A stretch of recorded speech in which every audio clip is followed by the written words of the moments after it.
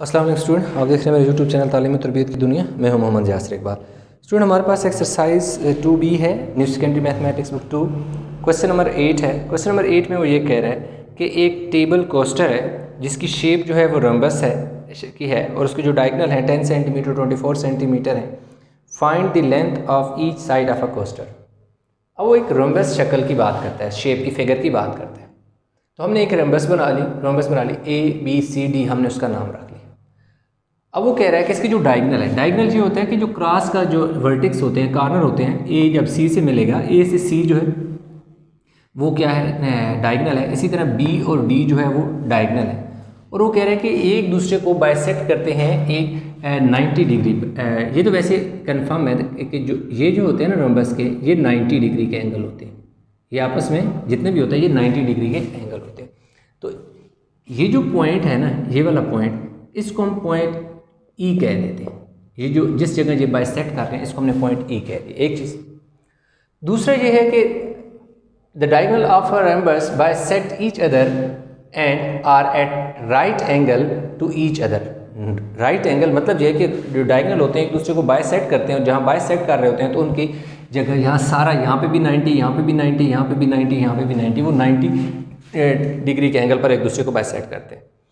अब हमारे पास जो है जो गिवन है डायगनल, जो उसने AC हम कह देते हैं जी, डायगनल AC जो है वो हमारे पास कितना है जी 24 सेंटीमीटर है, और BD जो है वो 10 सेंटीमीटर है। ये तो गिवन है ना, उसने खुद डायगनल AC नाम हमने रख लिया AC, और दूसरा BD 10 सेंटीमीटर। अब वो कह रहा है कि जो साइड है ना, ये वाली साइड आपने फाइंड करनी है। तो आपने हमें एक चीज़ ज़हन में रखनी है कि जो रोम्बस होती है उसकी सारी साइड्स जो होती हैं वो इक्वल होते हैं। आई थिंक पेज नंबर 103 है आपकी बुक का, एक्सरसाइज 4.2 से पहले एक पेज पे जो है दी हुई है सारी डिटेल दी हुई है फिगर के बारे में। तो उसमें वहाँ पे आपको दिया हुआ है कि ऑल साइड्स जो हैं वो इक्वल होती हैं, सेम इन लेंथ होती हैं। तो इसलिए सारी की सेम जो लेंथ है वो सेम होगी, क्योंकि ABCD और DA की लेंथ सेम होगी, तो हमें एक साइड की लेंथ चाहिए। तो बहुत आसान सा क्वेश्चन है। अब आप देखें, ये जो AC है और ये पूरा जो है कितना है 12 है। इसी तरह BD जो है वो पूरा जो है वो 10 है। तो ये बिल्कुल मिडल में एक दूसरे को बाइसेक्ट कर रहे होते हैं, इसलिए जो यहाँ से लेकर यहाँ तक 12 है, तो C से D तक 12 सेंटीमीटर होगा, और C से E तक और AC तक कितना होगा जी 12 सेंटीमीटर होगा। इसी तरह B से D तक 10 है, तो B से E तक 5 सेंटीमीटर होगा। इसी तरह E से D तक भी क्या होगा 5 सेंटीमीटर होगा। अगर आप देखें ये वाली जो शेप है, इसको अगर मैं निकाल लूँ तो ये बन जाएगी कुछ इस शक्ल की बन जाएगी, जिस A आ जाएगा और B आ जाएगा और ये E आ जाएगा, जहाँ पर 90 का एंगल बन रहा है। अगर आप देखें BE जो है, BE कितना है 5 सेंटीमीटर है, और जो AE है वो क्या है जी 12 सेंटीमीटर है। तो हम क्या करते हैं, लेट कर लेते हैं, let length of each side is equal to x centimetre है। यानी जितनी भी साइड है ना, इनको हम x सेंटीमीटर कह देते हैं। ये सारी साइड x सेंटीमीटर होगी। तो अब ये देखें A से B x सेंटीमीटर है, तो ये देखो x हो गया, x सेंटीमीटर हो गया। तो इसमें ये हमारे पास राइट एंगल ट्राइंगल आ गए। अब हम लगाएंगे Pythagoras theorem. By applying Pythagoras theorem, वो क्या कहता है, वो पाइथागोरस थ्योरम में ये होता है कि हाइपोटेन्यूज का जो स्क्वायर होता है वो इक्वल होता है बेस का स्क्वायर प्लस परपेंडिकुलर का स्क्वायर होते हैं। यहाँ पर हाइपोटेन्यूज आपका ये वाला हाइपोटेन्यूज है, ये जो है ये आपका बेस है, ये जो है ये आपका परपेंडिकुलर है।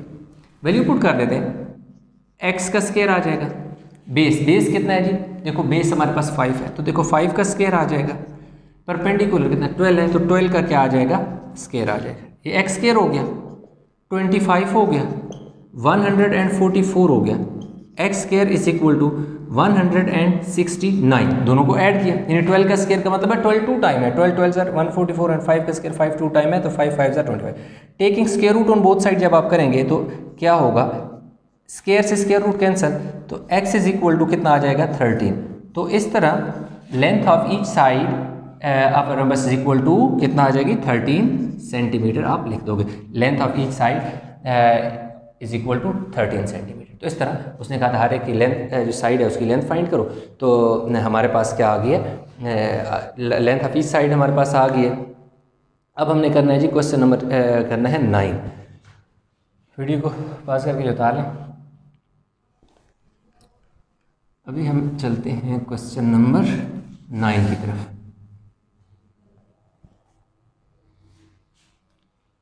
अच्छा, अब जो हमारे पास आ गया क्वेश्चन नंबर 9। अब क्वेश्चन नंबर 9 में हमारे पास है जी, क्वेश्चन नंबर 9 में कहता है two spotlight P and Q. Two spotlight P and Q are mounted on a vertical pole AB और फिर कहता है जी light beam from P and Q shine to two points on the ground H and K respectively. Given that PQ is equal to 12.7 centimeter and KB is equal to 17.2 meter, PH 39 meter and KQ 21 meter, find BQ and अच्छा find BQ the height of the. अच्छा देखें वो statement आपने पढ़ लेनी है, मैं आपको समझा देता हूँ। फिगर में यहाँ पे ड्रा कर लेता हूँ। जो उसने फिगर हमें दे दी है, फिगर उसने कुछ ऐसे दे दी है। एक उसने यहाँ से एक ये वाला देखो ड्रा कर लिया और दूसरा उसने ये देखो ये ड्रा की हुई है।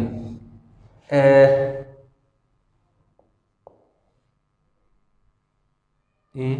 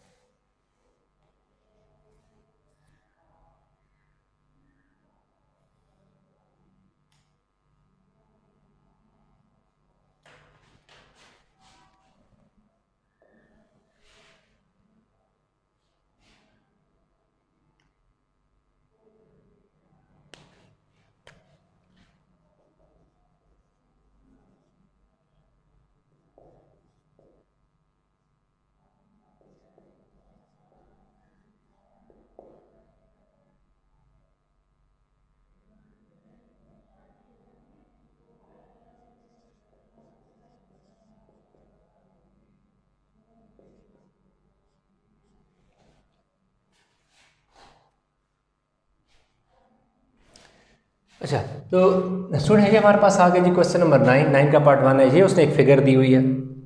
अब इस फिगर में इस क्वेश्चन की स्टेटमेंट में साथ साथ एक्सप्लेन कर लेता हूँ। अब वो कह रहा है two spotlights P and Q।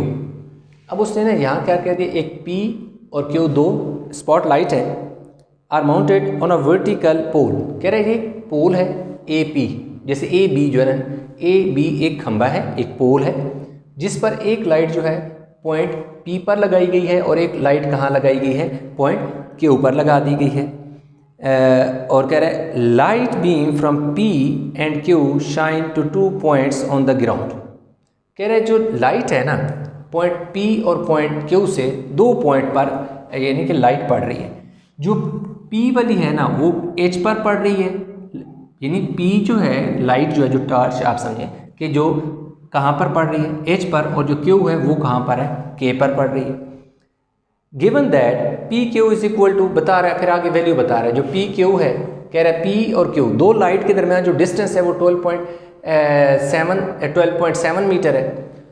P और क्यू यानी पी और एच यानी जो लाइट जिस जगह पड़ रही है, लाइट और उस जगह जहाँ पर वो लाइट पड़ रही है, उन दोनों का जो डिस्टेंस है 39 मीटर है।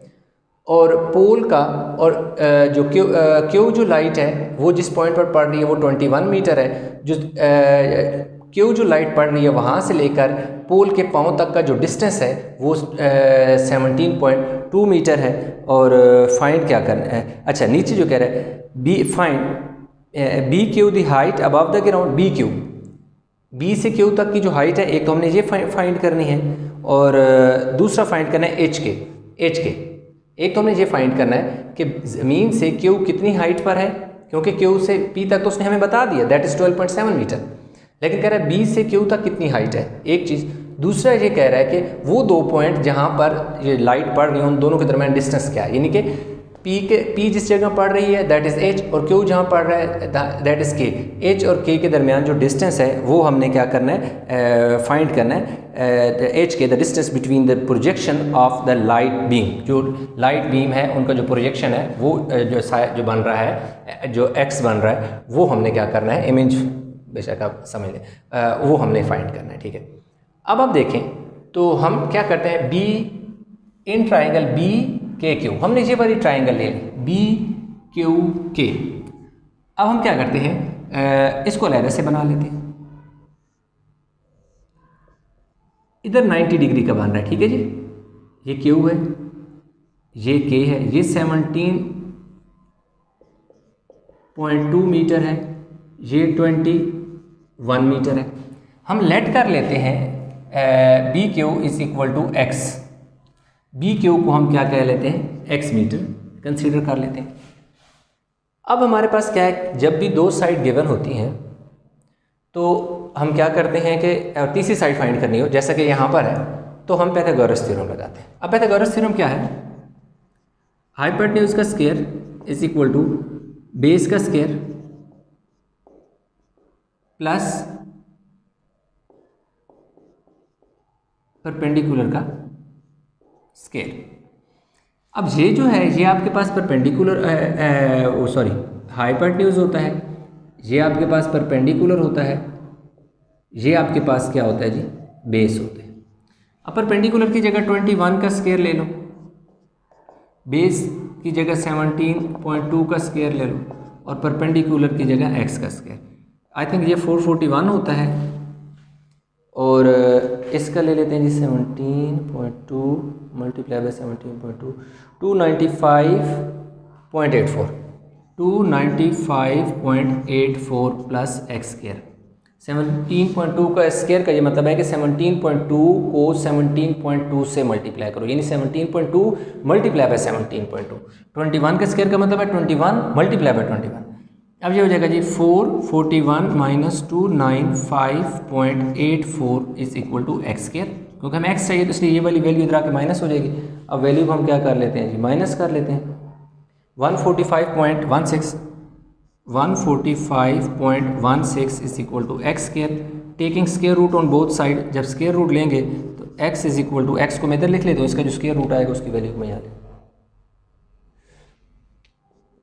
12.05 मीटर। ये हमारे पास x आ गया, दैट इज बी क्यू। उसने क्या कहा था, फाइंड बी क्यू, यानी पार्ट 1 हमने कंप्लीट कर लिया, that is B Q is equal to 12.05 metre आ गया। अब हमने पार्ट 9 का पार्ट 2 की तरफ चलते हैं। अब जो 9 का पार्ट 2 है ना, उसमें हम ट्राइंगल लेंगे पी एच बी, ये पूरी ट्राइंगल लेंगे पी एच बी, ये वाली ट्राइंगल, ये वाली जो है ना ये आप बना लें। अब देखें पी एच बी की अगर हम बात करें, मैं यहाँ मेंशन कर देता हूँ, in triangle P H B angle B is equal to 90 degree, कि ये जो मेरे पास ट्राइंगल है ये complete, that is P H B 90 B पे बनेगा। अब इसमें मैं जो है कि साथ लिख देता हूँ बेस हाइपोटेन्यूज, ये सारा लिख देता हूँ आसानी के लिए, क्योंकि मैंने पाइथागोरस थ्योरम तो इस पर लगाना है, तो इसलिए मेरे पास जो परपेंडिकुलर है, परपेंडिकुलर मेरे पास जो P Q plus Q B है, ठीक है। अब परपेंडिकुलर जो है मेरे पास है, परपेंडिकुलर पी क्यू मेरे पास कितना है जी 12.7 मीटर है, और क्यू बी मैंने अभी फाइंड किया दैट इज़ 12.05 है। 12.05 इधर मैं लिख देता हूँ 12.05 मीटर, ये आ जाएगा। अब देखो इन दोनों को हम ऐड करते हैं, 12.7 मल्टीप्लाई बाई 12.05 24.75 मीटर मेरे पास क्या आ गया जी परपेंडिकुलर, या आप उसे कहें जी पी बी, आप पी बी भी कह सकते हैं, पी बी साथ में मेंशन कर देता हूँ। उसके बाद बेस जो हाइपोटेन्यूज का मैं लिखता हूँ जी, हाइपोटेन्यूज मेरे पास 39 मीटर है, दैट इज़ पी बी, यानी कि हाइपोटेन्यूज मैं साथ मेंशन कर देता हूँ पी बी, जो कि मेरे पास हाइपोटेन्यूज है और ये 39 मीटर है। फिर मेरे पास आ जाता है जी बेस। अब बेस की अगर मैं बात करूँ दैट इज़ एच बी, ये पूरा बेस है, वो किसकी इक्वल है H K plus K B, ठीक है।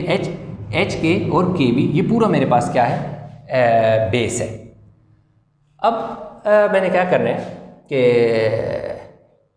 इस पे मेरे पास लगा देता हूँ जी मैं पाइथागोरस थ्योरम। वो क्या है जी हाइपोटेन्यूज का square is equal to base का स्क्वायर प्लस परपेंडिकुलर का स्क्वायर। हाइपोटेन्यूज मेरे पास कितना है जी 39 है, 39 का देखो जी स्क्वायर है। दूसरा मेरे पास क्या आ जाएगा जी बेस मेरे पास क्या है जी, बेस मेरे पास क्या एच बी है, देखो एच बी, तो मैं एच बी का स्क्वायर प्लस परपेंडिकुलर मेरे पास कितना है जी, परपेंडिकुलर मेरे पास कितना है जी, वेयर इज परपेंडिकुलर 24.75। अब देखें हाइपोटेन्यूज ये वाली साइड है, ये वाली पी एच जो कि 39 है, मैंने 39 लिख दिया, इक्वल का साइन इस तरह बेस ये एच से लेकर बी तक ये सारा बेस है ना, तो बेस मेरे पास एच बी है, that is base H B, मैंने एच बी लिख दिया प्लस ये क्यों मैंने लिखा है ये मैं आपको बाद में बताऊंगा कि ये मैं क्यों लिखा है, वो लास्ट में इंशाल्लाह आपको ये रीज़न पता चलेगी कि ये इसको मैंने ऐसा क्यों लिखा और यहाँ पुट क्यों नहीं किया। प्लस परपेंडिकुलर मेरे पास क्या है पी बी है, देखो पी बी पी क्यू और क्यू बी है, जिसको मैंने पहले पी क्यू और क्यू बी को ऐड किया तो मेरे पास 24.75 है। अब मेरे पास आ जाता है जी इसका स्क्वायर 1521 आ जाएगा, 1521 इज इक्वल टू, यानी इसका मेरे पास 1521 आ जाएगा।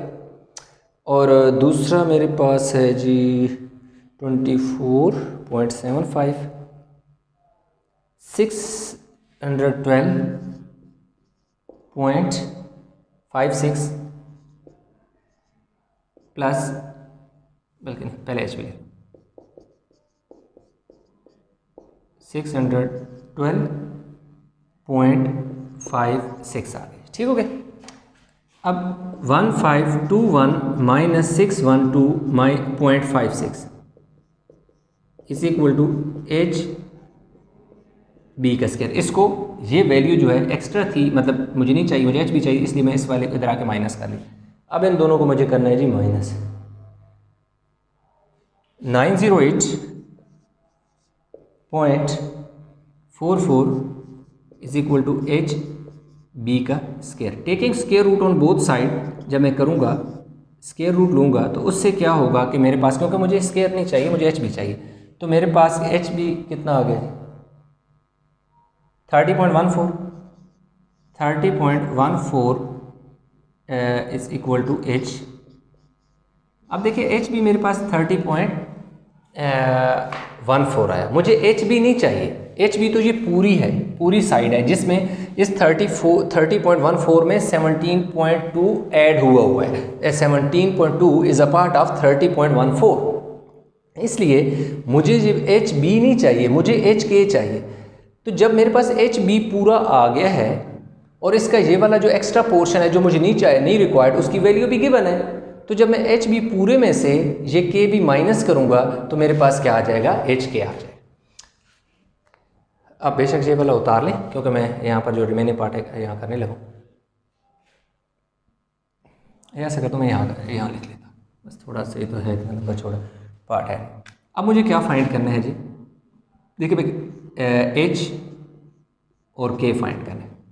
जब एच के मुझे फाइंड करना है तो ये जो एच बी, जैसे मैंने यहाँ लिखा था एच बी, या मैं दोबारा ये लिख लेता हूँ कि एच बी मेरे पास पूरा पहले मैं लिख लेता हूँ, H B is equal to H K plus K B.